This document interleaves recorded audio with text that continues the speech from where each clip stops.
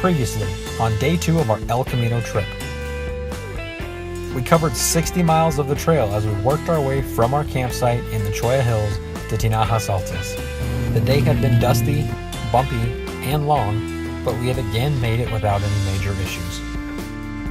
Today, we'll pass through the active Barry Goldwater bombing range and through more remote desert near the Mexican border. Finally, we'll visit the historic Fortuna Mine where we'll encounter the toughest trail on the trip. This would be Yuma the hard way.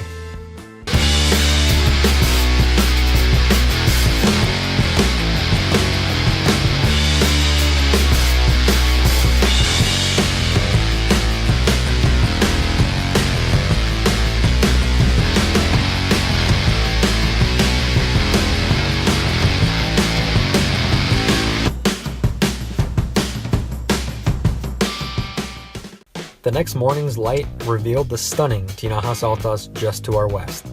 We had slept in today. Sitting around the campfire ring having breakfast, we began to hear the rumble of an engine. A few minutes later, it became a much more distinct sound. Then, out of nowhere, a helicopter flew less than 100 feet over the ridge to our west and quickly dropped down over camp. It was Border Patrol.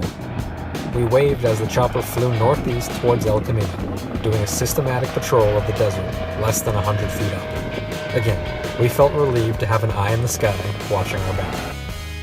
We hiked over to the first of the 7 high tanks, an important water source for early travelers on El Camino. These natural pools fill up from the top down. There are stories of pioneers not finding water in the lower tanks and dying while trying to climb higher to get to the water. Fortunately, we were still doing fine, but it was beginning to get a little warm and we still had to break down camp. By about 10:30, we Tetrised everything back in the Jeep and headed north, 1 mile to pick back up on El Camino. Alright, El Camino day 3. Almost done. For our trip, we opted to follow the longer and more difficult branch of El Camino as it heads west through the Tinajas Altas mountains and then north along the west side of the Gila Mountains. Just a few miles from camp, we had cleared Tinajas Altas Pass and came to a Y mark with yet another emergency beacon. Signs marked the way for El Camino and Fortuna Mine to the right. To the left, the Mexican border, now within sight again. Oh yeah, that's the border. Oh, it's right there. Woohoo! At our second closest encounter with the border, we stopped to look. Up to this point, we still had not seen a single sign of illegal immigration or smuggling.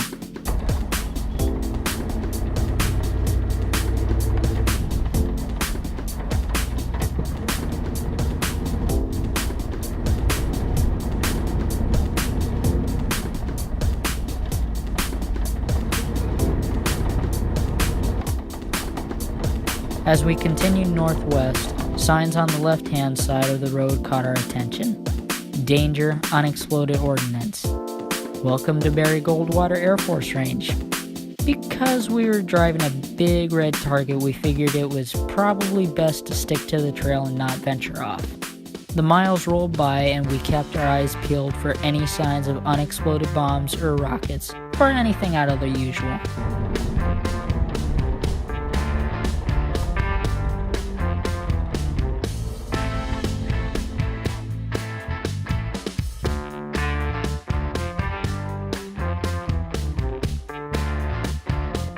Approaching a marked intersection, we couldn't help but see a large cloud of dust off to the left, and a Border Patrol truck flying down the road to meet us. We held up and told the agent where we were coming from and where we were going. He went back on his way, and we continued on ours. Shortly after, we came to another junction, with signs pointing towards Cipriano Pass. We decided to check it out. About 4 miles from El Camino, we came across another bizarre landscape. The Tinajas Altas range jutted out from the sandy desert floor at Cipriano Pass to our south, and to our north, the distinctly different Gila mountain range. This point marks the geologic separation between the two mountains.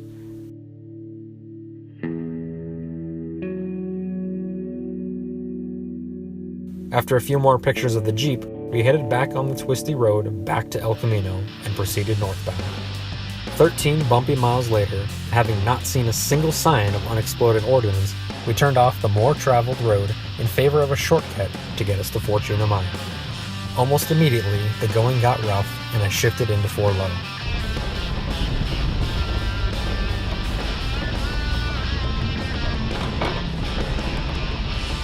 The 2.5 miles that crosses the volcanic and heavily eroded rocks were slow going, but a nice change of pace from the fast-moving, open desert trails. It was just before 1 p.m. when we rolled into Fortuna Mine, parked, and signed the guest book. It was frickin' hot, and we walked close to a mile to check out some of the closer ruins. From a high point, you can see much of the ruins of the town, which operated from 1896 to 1904, and pulled out $2.5 million worth of gold. Numerous remnants remain today, including that of the 20-stamp mill, several large mine shafts, and other buildings strewn about the mountainside.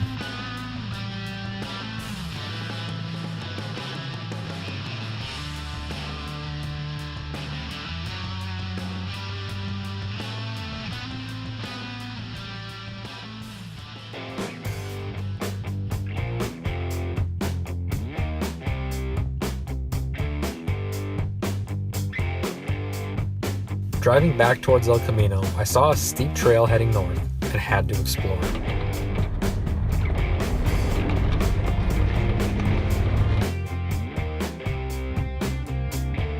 Up at the top of a long and rough climb, a large water reservoir, supposedly capable of holding 1 million gallons of water, sat above the townsite. We headed back down the hill and continued on back to El Camino.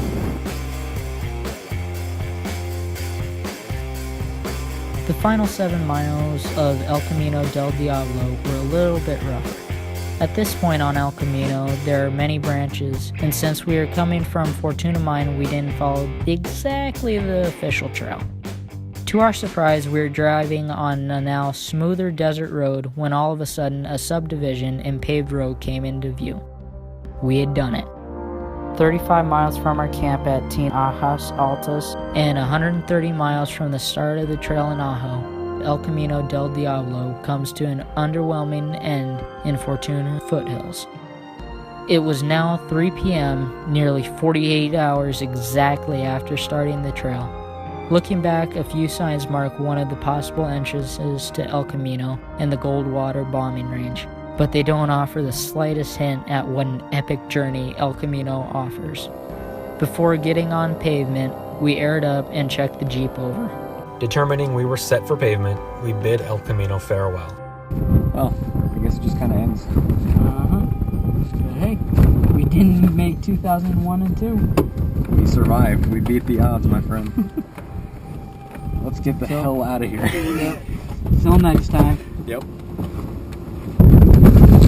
We rode off into the nearly sunset towards Yuma and our hotel for the night, which meant a nice dinner, actual toilets, and a shower. We had one hell of a trip. Against all odds and warnings, we did the trail in a 21-year-old vehicle, on our own, in summer, never encountered any illegal activities, and lived to tell the tale. All the warnings and dangers we read about before didn't seem as terrifying now. Heed the warnings and go prepared, but also enjoy the trip if you decide to do it. We already can't wait to go back, perhaps next time in better weather with a few friends to make it an even more epic trip.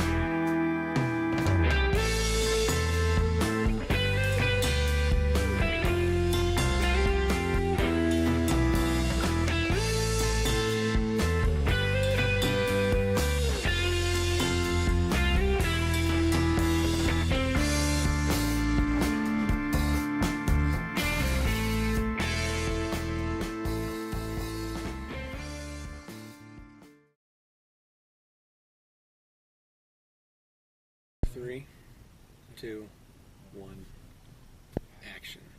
Scotty, Hey. catch. Oh, what? Hold on. Oh, wow, what a throw. I'm doing it backwards. One hand, left-handed.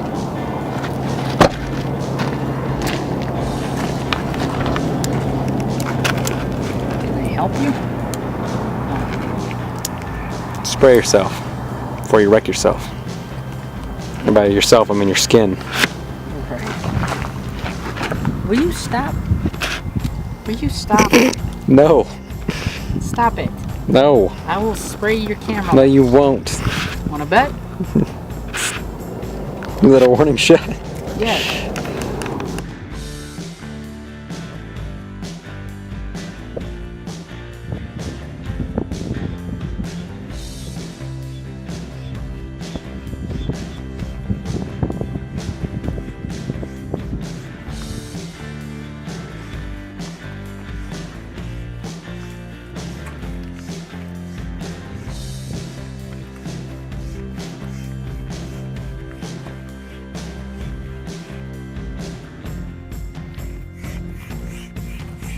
Wait, Scotty. Hear that sizzle? Really quiet. Oh, yeah, baby. Deserves a light. As long as I don't burn it. Pretty hard to burn. Dudes. Look at that stuff. It's pretty nice. We're pretty good cooks. Not bad, man. Oh, baby. Be nice. Chef Daniel. Emergency plans. The guns don't work. Yeah. No. You know, if they start running towards us, then, you know, I'm just gonna flick this little thing.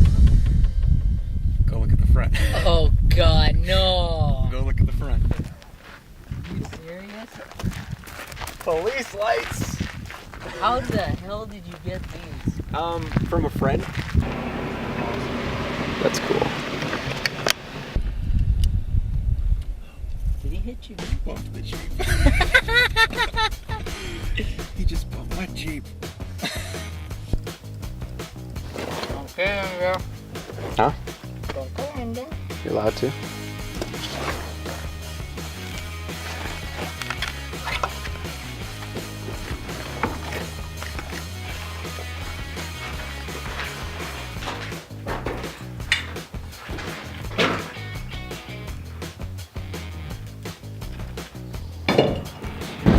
The Daniel's having fun. Yes, I am.